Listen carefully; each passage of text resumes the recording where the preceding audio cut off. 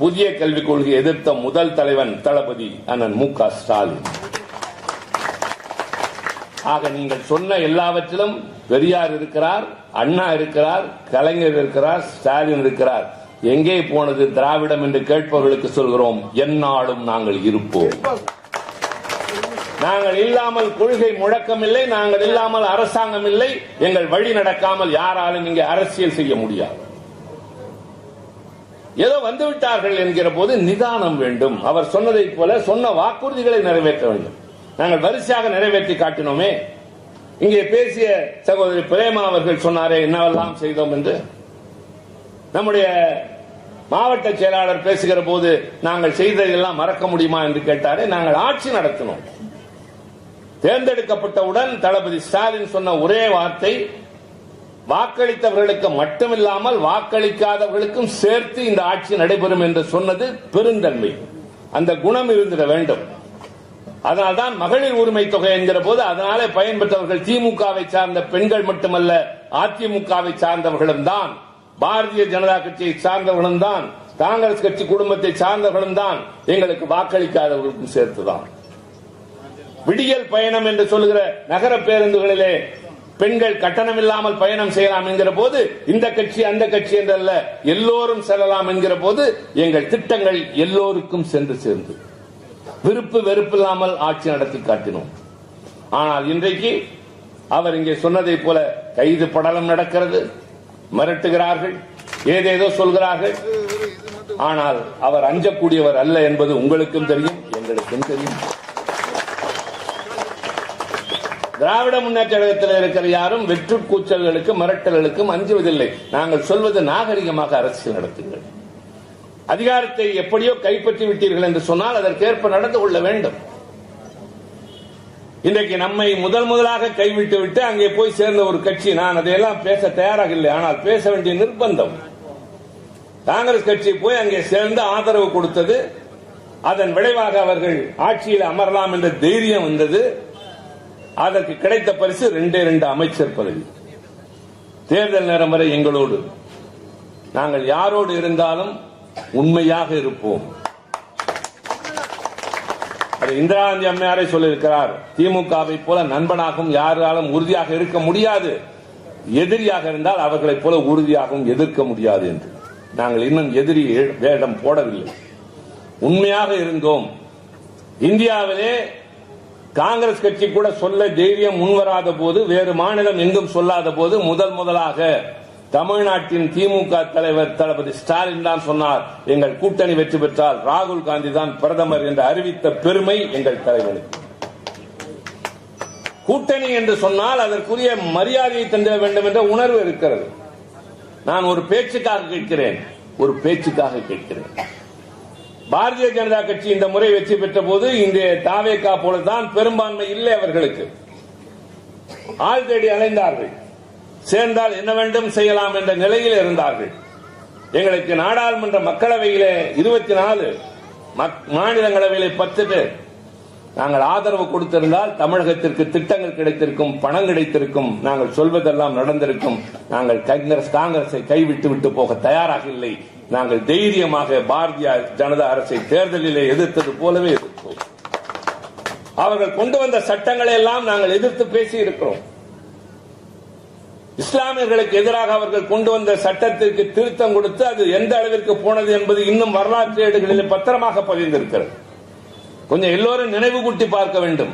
குடியுரிமை சட்ட திருத்தம் வந்து இந்தியாவில் இருக்கிற எல்லா முஸ்லிம்களும் தெருவிலே இறங்கி போராடினார்களே, பெண்கள் கூட வந்து ஜும்மா மசூதி பகுதியிலே நின்று பெரிய அளவிலே சென்றது. கொரோனா வந்துதானே அந்த போராட்டம் முடிவுற்றது.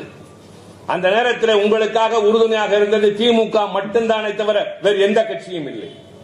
யார் பாதிக்கப்பட்டாலும் அவர்களுக்கு பக்கத்துணையாக நாங்கள் இருப்போம், இருந்தோம், இருக்கிறோம், இருப்போம். இது எங்கள் கொள்கை நிலைப்பாடு. நான் அதில் பேசுகிற போது சொன்னேன், இந்தியா விடுதலை அடைந்தது 1947. ஒன்றுபட்ட இந்தியா 2ஆக பிரிகிறது. ஒன்று இந்தியா, இன்னொன்று பாகிஸ்தான். பாகிஸ்தான் பிரிவுக்கு காரணமாக இருந்த முகமது அலி ஜின்னா சொன்னார், நான் முஸ்லிம்களுக்காக ஒரு நாட்டை உருவாக்கி இருக்கிறேன், எல்லா முஸ்லிம்களும் வாருங்கள் என்னோடு என்று சொன்ன நேரத்தில் இங்கிருந்த இஸ்லாமியர்கள் சொன்னார்கள், நாங்கள் முஸ்லிம்கள் தான், ஆனால் இந்தியா தான் எங்கள் நாடு என்று தங்கினார்களே, அவர்களுக்கு என்ன மரியாதை தருகிறேன் என்று கேட்டது திருச்சி சிவா கேட்டேன். திமுகவின் குரலாக என்று கேட்டேன். வெளிநாட்டில் இருந்து மத ரீதியாக துன்புறுத்தப்பட்டவர்களுக்கு குடியுரிமை தரப்படும் என்று சட்டம் கொண்டு வந்தார்கள். குடியுரிமை உண்டு, அதில் திருத்தம் கொண்டு வருகிறார்கள். வழக்கறிஞர்கள் இருக்கிறார்கள், சரியாகவே சொல்கிறேன், திருத்தம் கொண்டு வருகிறார்கள். குடியுரிமை என்றால் என்ன? நீங்களும் நானும் இந்தியன். இந்தியன் என்று சொன்னால் நமக்கு உலகம் முழுவதும் செல்லுவதற்கான உரிமை உண்டு. எந்த இடத்தில் நமக்கு ஏதாவது பாதுகாப்பு இல்லை என்றாலும் இந்திய தூதரகம் வந்து பாதுகாப்பு தரும். ஆனால் குடியுரிமை இல்லை என்று சொன்னால், நாடற்ற மனிதன் என்று சொன்னால் நாதியற்றவன் என்று பொருள். இலங்கையில் இருந்து வந்திருக்கிற 1.5 லட்சம் பேர் தமிழ்நாட்டில் இன்னமும் பதங்கிக் கொண்டிருக்கிறார்கள்.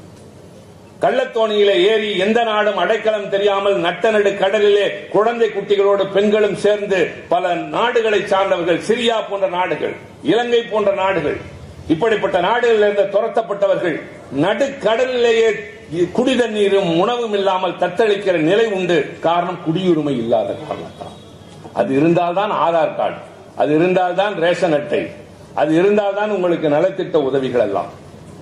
இப்படிப்பட்ட சூழலில் பாரதிய ஜனதா அரசு அந்த குடியுரிமை சட்டத்தில் ஒரு திருத்தம் கொண்டு வருகிறது. என்ன திருத்தம்? பக்கத்து நாடுகளில் இருந்து, அண்டை நாடுகள் பாகிஸ்தான், ஆப்கானிஸ்தான், பங்களாதேஷில் இருந்து துன்புறுத்தப்பட்டு வருகிறவர்களுக்கு குடியுரிமை தருவோம். நல்ல மனப்பூர்வமாக வரவேற்க வேண்டிய ஒரு முயற்சி. பாதிக்கப்பட்டு நாதியற்று நிற்கிறவர்களுக்கு குடியுரிமை தருகிறார்கள் என்று. ஆனால் அவர்கள் செய்ததில் என்ன வஞ்சகம் இருந்தது தெரியுமா? யார் யாருக்கு என்று கேட்கிற போது அவர்கள் சொன்னது, இந்துக்களுக்கு தருவோம், கிறிஸ்துவர்களுக்கு தருவோம், சீக்கியர்களுக்கு தருவோம், பார்சிகளுக்கு தருவோம், பௌத்தர்களுக்கு தருவோம் என்று சட்டம். நாங்கள் கேட்டது என்ன தெரியுமா? இங்க இருக்கக்கூடிய இஸ்லாமியர்களுக்கு சொல்லுவேன். 5 மதங்களை சொன்ன நீங்கள் 6வதாக முக்கியமான ஏன் இஸ்லாமியர்களை விட்டுவிட்டீர்கள் என்று கேட்டோம். வெளிநாட்டிலிருந்து பாதிக்கப்பட்டு வருகிறவர்களை தேர்ந்தெடுத்து குடியுரிமை தருகிற நீங்கள் ஏன் இஸ்லாமியர்களை மட்டும் விட்டு வைக்கிறீர்கள் என்று கேட்டபோது நமட்டு சிரிப்பு சிரித்தார்களே தவிர அதை அவர்கள் ஏற்றுக்கொள்ளவில்லை. நாடாளுமன்றத்திலும் சட்டமன்றத்திலும் ஒரு வழி இருக்கிறது. அரசாங்கம் ஒரு சட்டம் கொண்டு வருகிறது என்று சொன்னால் முதலில் அது மசோதா என்ற வடிவத்தில் வரும். அது உறுப்பினர்கள் எல்லோருக்கும் தரப்படும்.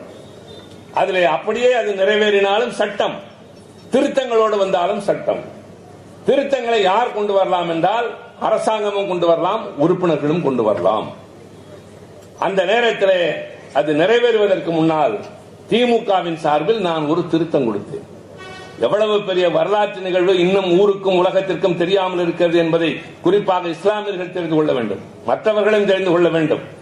அவர்கள் எங்கள் மீது அன்பு கொண்டவர்கள் தான், இன்னமும் எங்களோடு உணர்வு பூர்வமாகத்தான் இருக்கிறார்கள். எங்களோடு இருக்கிற மனிதநேய மக்கள் கட்சி இருக்கிறது, தம்பி தமிமுன் அன்சாரி இருக்கிறார், இன்னும் பல பேர் இருக்கிறார்கள். இதற்கு அப்பாற்பட்டு சாதாரணமான இஸ்லாமியர்கள் எங்களோடு இருக்கிறார்கள், கிறிஸ்தவர்கள் எங்களோடு இருக்கிறார்கள்.